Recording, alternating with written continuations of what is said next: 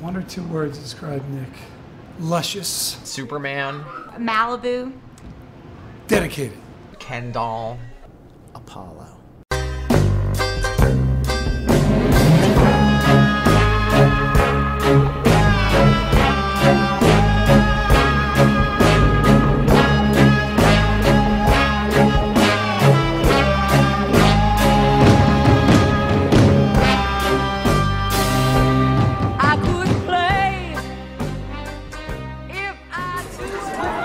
You're gonna get me while I'm going to get my protein bar?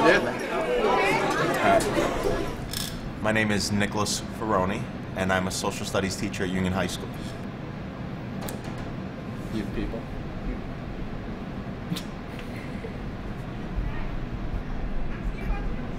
Tell them we're busy.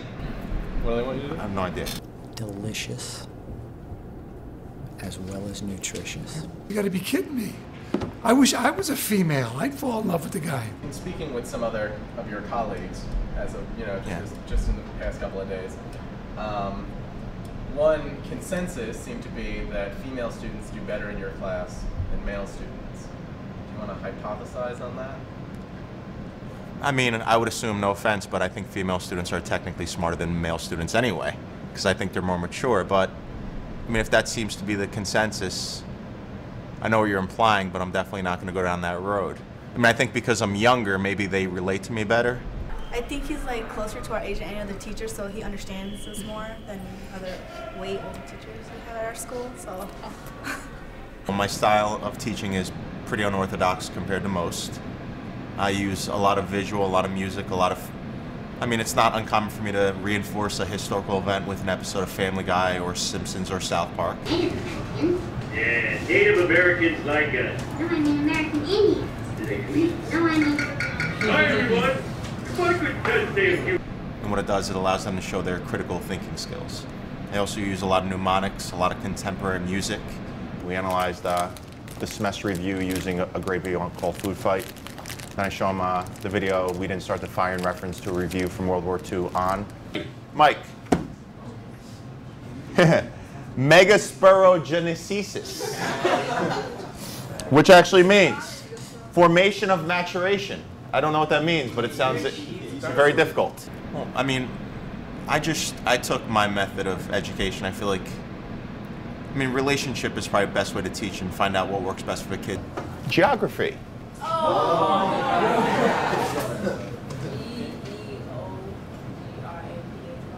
Okay. You said PHY? Yeah. Okay. All right. All right. My method of education is very simple. I trick them into learning. All right, trick them into thinking. I trick them in making applications that normally they wouldn't. It's definitely unconventional, but it totally works for him. He knows the kids and he knows how to connect with them.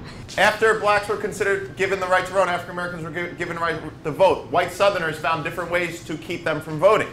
One thing was a literacy test, and guess what they did for African Americans differently from whites? They gave African Americans harder words, sometimes not even in English. Obviously, who did I give easier words to? No, the girls.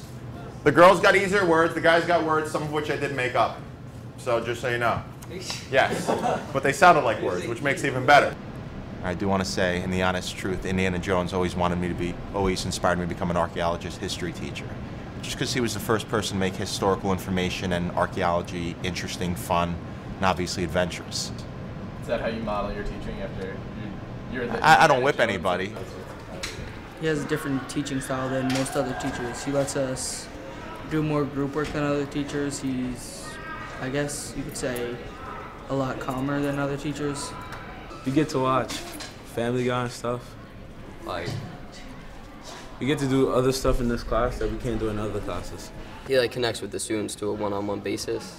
He makes him he's like one of your friends. Nobody works harder than Nick does, and whether he's writing a screenplay or whether he's constantly reading. He's never not doing anything. I don't think he knows how to sit still. I've never took a writing class. I apologize. I never went to film school. So I just bought 3 or 4 books on how to write a film, printed out 3 or 4 scripts, and I ended up getting lucky and having my first script, after a million revisions, get optioned. dealing with kids prepares me for dealing with people in Hollywood. Not that kids are phony, they embellish. They're all concerned about acceptance and appearance. They're not concerned about priorities and things that matter most. And there are certain values that they haven't come into that you assume by an adult you do have, such as honesty and loyalty and stuff like that. It's like society. If you kill a person in America, you are officially what? A murderer. If you kill 1 million people in a country we're at war with, you're a hero. Same situation, 2 different results. In reference to leaving education or leaving the education field for a period of time. And I have crossed that path. It's something that I would consider, because ideally what I would like to do is start a production company and base it just on kids throughout inner cities and help kids, and like yourself, aspiring producers, directors who have a tough time, who are more talented than most people in the industry, but because they're trying to get their foot in that industry, they tend to be shunned aside.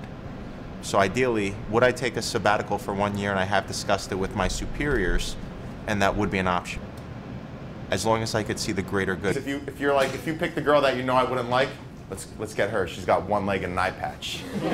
Frony failed me. Let's get him back. You know?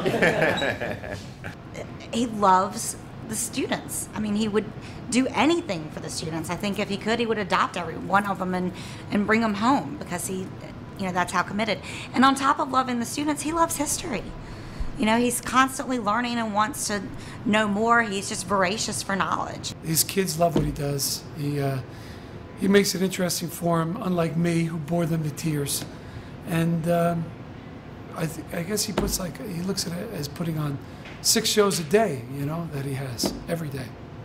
I've never put myself in a situation where I chose the more prosperous route than the more morally correct route. Meaning I could have left teaching a long time ago and pursued other endeavors, and I chose to do the right thing. At times when I'm looking at my wallet and there's nothing there, I tend to kick myself, but in the end, I look at myself in the mirror and I'm happy with who I am, and I could sleep at night, and I feel like I've never sold my soul for anything. He was tough, he was hard, but he was kind. And he was loved, 'cause guys like him were hard to find.